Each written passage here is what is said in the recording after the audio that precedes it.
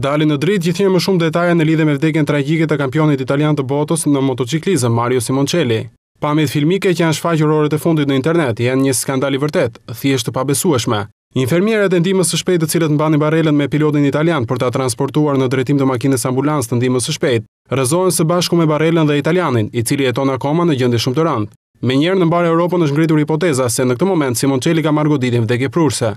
Megjithëse kanë kaluar 72 orë nga aksidenti tragjik, ende nuk ka një shkak zyrtar për vdekjen e pilotit, pas autopsisë së kryer në Malajzi, edhe pse çdo gjë ka përfunduar dhe trupi i tij ka mbërritur në Itali.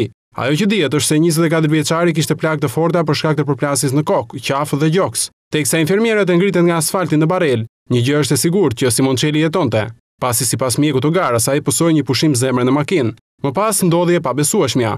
Një nga infermierët pengohet dhe i plagosur i rënd rrëzohet në tokë nga 1 metër lartësi. Kjo e gjitha ndodh në sy të babait të tij Paulos, pak më pas Simoncelli vdes. Por a mund të fajsohet për vdekjen ky incident i pabesueshëm?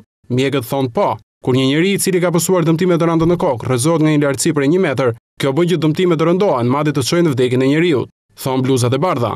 Italianët janë mjaft të irrituar pas publikimit të videos dhe akuzojnë për një ndihmë të shpejtë mjaft amatore. Gjithsesi 24 vjeçari nuk jeton më dhe të njëjtën do t'i jepet lam të mira e fundit në vendlindjen e tij.